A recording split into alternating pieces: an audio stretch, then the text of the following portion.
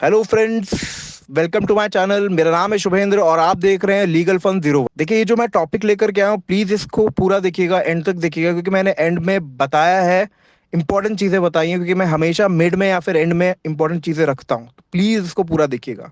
तो और दूसरी चीज ये कि बहुत बहुत थैंक यू आप लोगों की, आप लोगों ने मेरा जो पिछला जो मैंने वीडियो बनाया था उस पर इतना व्यूज है और उस पर इतना लाइक किया आप लोगों ने। Thank you very much. तो चलिए आइए शुरू करते हैं। देखिए, आज का जो टॉपिक है वो एल्विश यादव से रिगार्डिंग है।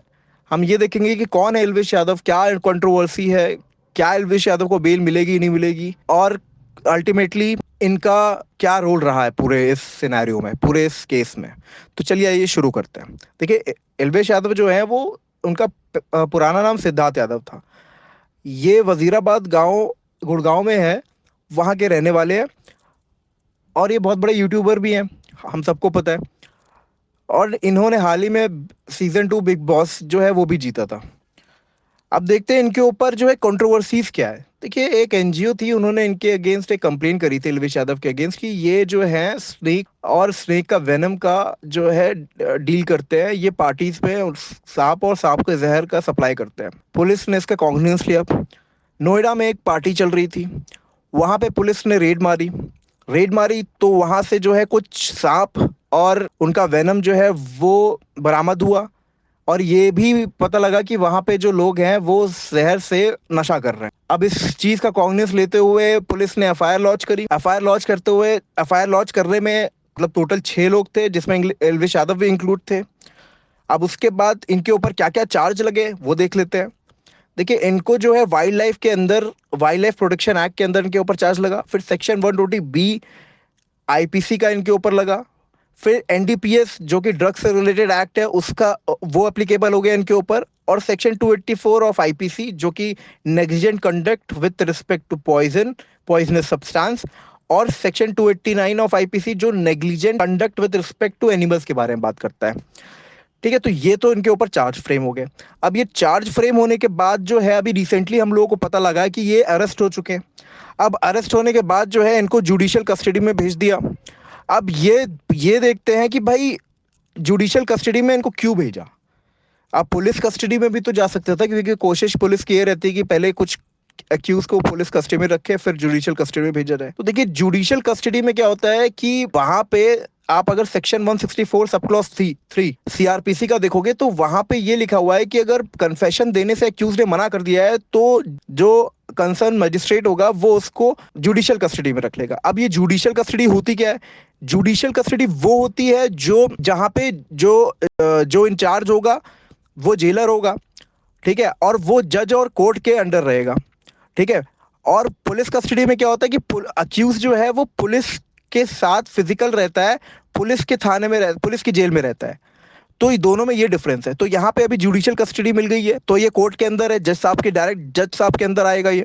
जज साहब देखेंगे इसको। अब देखते हैं कि इन्होंने एल्विश यादव ने क्या कंटेंशन रेज करी अपने सपोर्ट में जब ये अरेस्ट हो गए। देखिए, पहली चीज तो उन्होंने ये बोली कि इनको जो है इलीगल अरेस्ट किया गया। इनको बुलाया एज ए विटनेस गया था और इनको अरेस्ट कर लिया गया, बताया नहीं इनको। फिर दूसरी चीज ये कि इनको इन्फॉर्म भी नहीं किया गया कि किस ग्राउंड पे इनको अरेस्ट किया जा रहा है। अब जब ये दो चीजें थी तो मैंने भी खुद से भी जो है कुछ रिसर्च करी, तो ये निकल के आया कि इनको जो एल्विश यादव है इनको सेक्शन 160 ऑफ सीआरपीसी का समन भेजा गया था पुलिस की तरफ से। अब सेक्शन 160 में समन जो है भेजती है पुलिस। अब सेक्शन 160 की हेडिंग में तो लिखा हुआ है कि हाँ भाई उसमें विटनेस वर्ड इस्तेमाल है, बट सेक्शन 160 का जब आप मेन सेक्शन पढ़ोगे, अंदर कंटेंट पढ़ोगे, तो उसमें विटनेस के बारे में कहीं बात नहीं कर रहे हैं। उसमें सिंपल ये बोल रहे हैं कि कोई भी पर्सन को पुलिस बुला सकती है और उससे पूछताछ कर सकती है।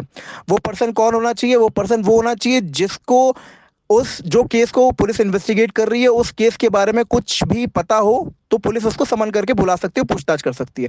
पर अगर पुलिस को लग गया कि यार हाँ इसको ये ना बड़ा स्ट्रांग लग रहा है, डाउट है इसके ऊपर, इसको अरेस्ट करना चाहिए इस केस में, ठीक है, तो उसमें क्या होगा कि पुलिस वहां पे अगर वो कॉग्निजेबल ऑफेंस है तो पुलिस वहां पे डायरेक्टली उसको अरेस्ट भी कर सकती है विदाउट वारंट, ठीक है। अब यहाँ पे अब इन्होंने जैसे बोला कि एज अ विटनेस बुलाया गया था, वो मैटर नहीं करता। क्योंकि समन जो है सेक्शन 160 सीआरपीसी के आए थे। अब दूसरी चीज देख लेते हैं, क्या अगर ग्राउंड्स नहीं बताए हैं अरेस्ट करने के, तो क्या ये केस फ्रस्ट्रेट हो सकता है या खत्म हो सकता है या केस की कोई रिलेवेंसी नहीं खत्म हो जाएगी। तो ये भी चेक कर लेते हैं। देखिए आर्टिकल 22 ऑफ इंडियन कॉन्स्टिट्यूशन वो ये बोलता है कि अगर आप किसी को अरेस्ट कर रहे हो, डिटेन कर रहे हो, तो आप उसको ग्राउंड्स बताओगे किस बेसिस में आपने उसको अरेस्ट किया है। अगर आप नहीं बताओगे ग्राउंड, तो वो फंडामेंटल राइट के अगेंस्ट हो जाएगा, violation of article 22 fundamental right. तो यहाँ पे जो है केस जो है फ्रस्ट्रेट भी कर सकता था।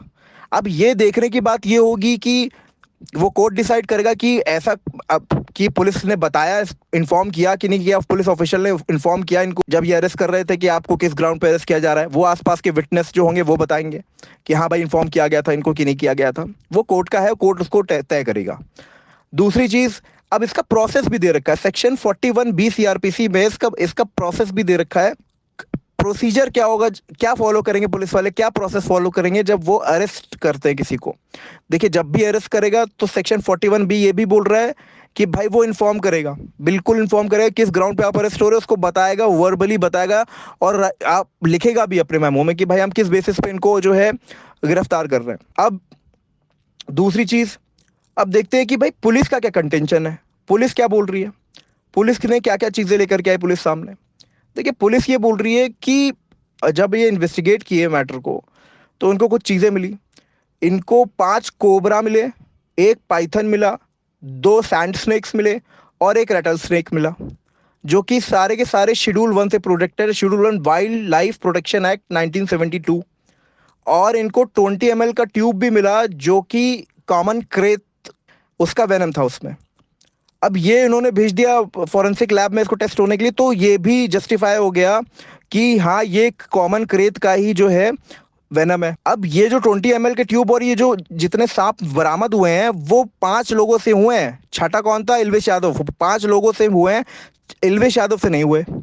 अब इस केस में जब इल्वेश यादव के पास से ये सारी चीज़ें बरामद ही नहीं हुई, तो अब आगे देखते हैं कि और क्या चीज़ें हुई। अभी वो मैं उस पर बाद में आऊँगा, बट अभी और आगे देखते हैं। अब दूसरी चीज़, पुलिस ने ये भी बोला कि भाई इल्वेश यादव ने कन्फेस कर लिया है, जो एडमिट कर लिया जो भी उसने ऑफेंस किया है। पुलिस के सामने कन्फेस किया गया ऑफेंस, जो कन्फेस किया गया हुआ जो कन्फेशन होता है वो रेलिवेंट नहीं है, बिल्कुल भी नहीं है। आप सेक्शन 25, 26 और 27 ऑफ इंडियन एविडेंस एक्ट पढ़ो, जिसको नॉलेज चाहिए वहां से पढ़ सकता है। बिल्कुल रेलिवेंट नहीं है। आप अगर दे भी रहे हो कन्फेशन पुलिस के सामने, इरेलीवेंट, कोई फायदा नहीं उस चीज का। अब दूसरी सबसे सबसे बड़ी चीज तो ये कि अब मतलब ये जो एनडीपीएस एक्ट जो इन पे लग रहा था, अभी अभी आज ही की बात है, मैंने देखा जब सर्च किया तो एनडीपीएस एक्ट जो है पुलिस ने ड्रॉप कर दिया इल्वेश यादव के अगेंस्ट। तो जब ये एक्ट ड्रॉप हो गया, अब देखिए एनडीपीएस एक्ट इतना स्ट्रॉन्ग एक्ट है कि अगर उसके अंदर कोई भी एक्यूज्ड आ रहा है तो उसको बेल नहीं मिलेगी, तो नहीं मिलेगी। डिस्ट्रिक्ट कोर्ट भी बेल देने से मना करता है, नहीं देता है। हाँ हाई कोर्ट दे दे तो बड़ी बात है, बट डिस्ट्रिक्ट कोर्ट कभी भी नहीं देगा बेल।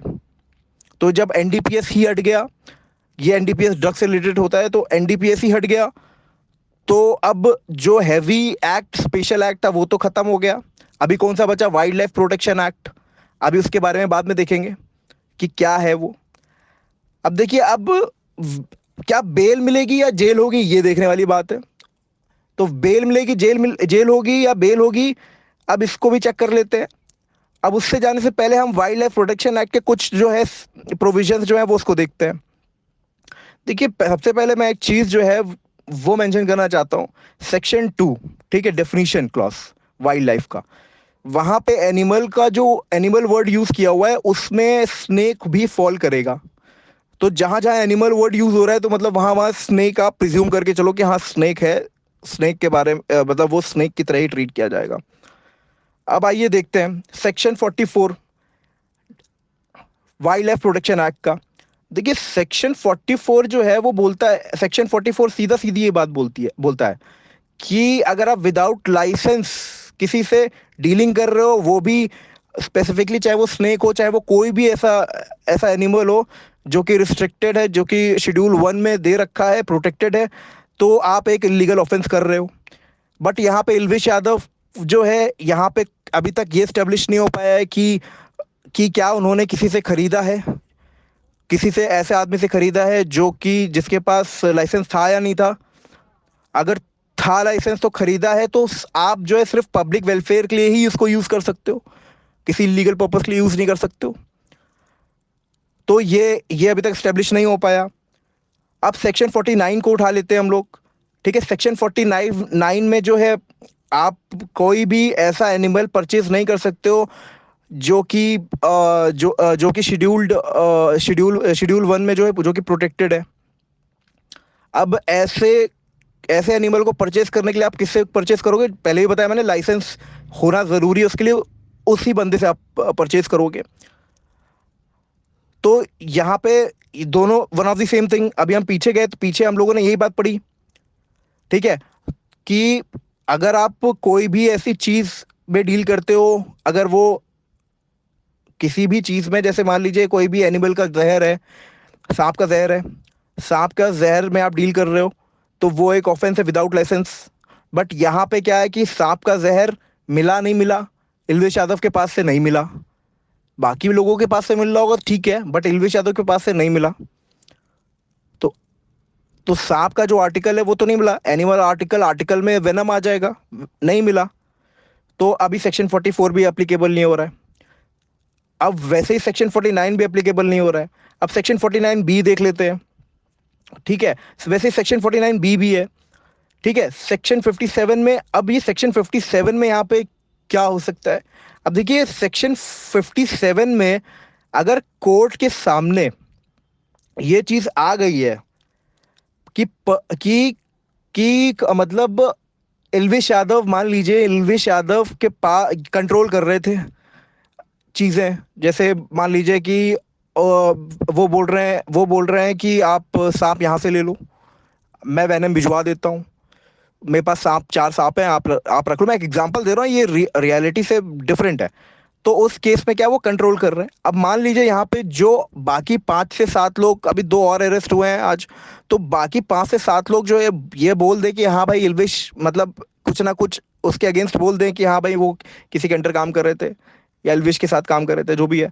तो इस केस में क्या हो जाएगा, सेक्शन 57 जो है एप्लीकेबल हो जाएगा। अब यहाँ पे पोजेशन भी का भी जो वर्ड यूज हुआ है वो भी एप्लीकेबल हो जाएगा। यहाँ पे कस्टडी भी एप्लीकेबल हो सकता है और कंट्रोल तो हो ही जाएगा फिर। तो सेक्शन 57 एप्लीकेबल हो सकता है। बट अभी तक इल्विश यादव के पोजीशन से कुछ नहीं निकला है, उसके कंट्रोल में अभी तक स्टेब्लिश नहीं कर पाया, उसका कंट्रोल था नहीं था इन चीज़ों में। तो सेक्शन 57 अभी तक क्लियर नहीं लग रहा है। फिर उसके बाद सेक्शन 55 जो कि बहुत इंपॉर्टेंट है, कॉग्निजेंस ऑफ ऑफेंस। इस केस में भाई, इस केस में अब ये देखिए कि सबसे बड़ी बात तो ये कि कोई कोर्ट जो है इस केस में केस नहीं चला सकता। कोई कोर्ट जो है वाइल्ड लाइफ एक्ट के अंदर केस नहीं चला सकता जब तक कि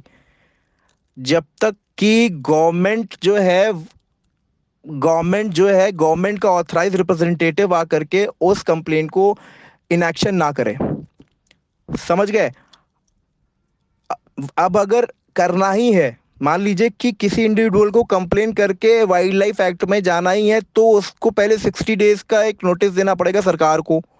60 डेज के बाद वो एक ऑथराइज रिप्रेजेंटेटिव चूज करेगा, फिर वो भेजेगा, वो कंप्लेन इनिशिएट करेगा, बट डायरेक्ट कोर्ट इंटरटेन नहीं कर सकता। तो अब हम क्या माने, तो क्या ये केस फ्रस्ट्रेट हो सकता है? बिल्कुल हो सकता है, क्योंकि कोर्ट के पास पावर नहीं है अभी वाइल्ड लाइफ एक्ट के अंदर। तो वाइल्ड लाइफ एक्ट नहीं लगने वाला, अगर लगेगा तो सेंट्रल गवर्नमेंट या गवर्नमेंट जब बोलेगी तब लगेगा, गवर्नमेंट जब अपना इनएक्शन में आएगी तब लगेगा, क्योंकि कोर्ट का इन्वॉल्वमेंट नहीं है यहाँ पे अभी। कोर्ट का इन्वॉल्वमेंट तभी होगा जब वो 60 डेज वाला जो कंडीशन है वो फुलफिल कर देगा। तो ये सबसे बड़ी चीज है। सेक्शन 55 ने सीधा सा गेम जो है क्लियर कर दिया कि वाइल्ड लाइफ एक्ट लग ही नहीं सकता, कोर्ट ट्रायल ही नहीं कर सकता उसमें। अब मान लीजिए जस्ट इन केस जो है सेक्शन 51, मान लीजिए कि जस्ट इन केस दे भी देते हैं कि भाई पनिशमेंट हो गई, मैं मान लेता हूँ चलो कि कन्विक्ट हो गए एल्वेश यादव।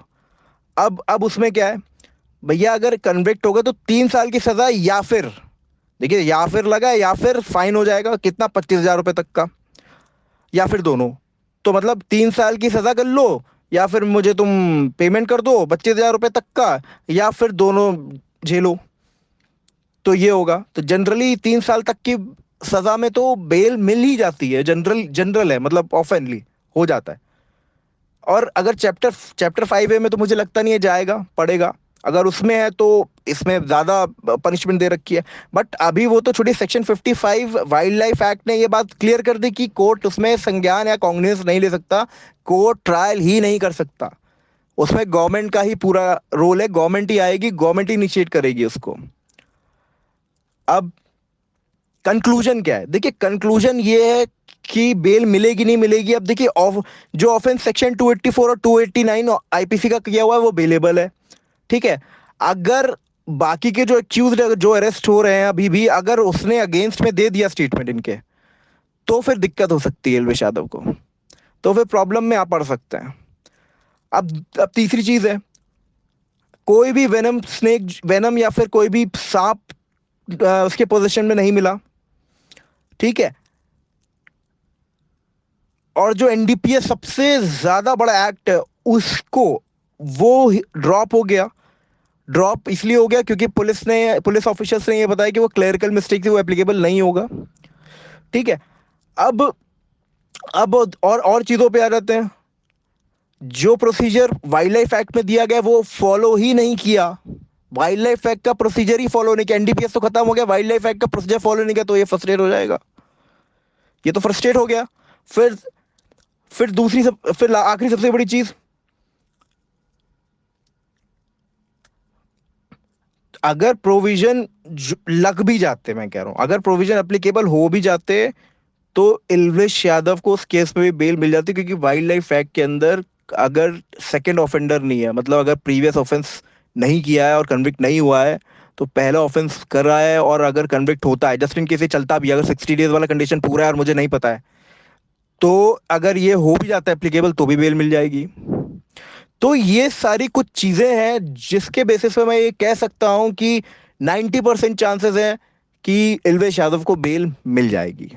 यहाँ पे स्टेब्लिश अभी तक कुछ हो नहीं पा रहा है, कनेक्शन अभी तक ले आउट हुए नहीं है, सेक्शन 27 की डिस्कवरी हुई नहीं है इंडियन एविडेंस एक्ट की, तो पॉसिबिलिटीज बहुत कम है उसके पास से कुछ निकला नहीं है, स्नेक नहीं निकला, वेनम नहीं निकला। अब जो एनजीओ जो चला रही, एनजीओ जो कंप्लेन जिसने किया है, उसके पास क्या कन्वर्सेशन और किस तरीके से वो कन्वर्सेशन आगे आगे गया है, क्या उस पर एक्सेप्टेंस है एल्विश यादव की तरफ से कि हाँ मैं डील करता हूँ, तो ये एक प्रॉब्लमेटिक चीज हो जाएगी। बट अदरवाइज ये चीजें क्लियर है एकदम, एनडीपीएस लगेगा नहीं, वाइल्ड लाइफ लगा नहीं सकते, तो बचा क्या? सेक्शन 284 और 289 जो नेग्लिजेंस वाला केस है वो बचा, वो ऑफेंस बचा, वो बेलेबल है दोनों की दोनों, तो यहाँ पे बेल मिल जाएगी, 90% chances. Thank you friends, thank you very much. ऐसे और कंटेंट में लेकर के आऊँगा, प्लीज़ कमेंट करें, लाइक करें, शेयर करें और सब्सक्राइब ज़रूर करें। और कोई भी अगर लीगल रिलेटेड कोई भी इशू हो तो कमेंट ज़रूर करें और पूछे, और मैं ज़रूर बताऊँगा आप लोगों को। Thank you very much.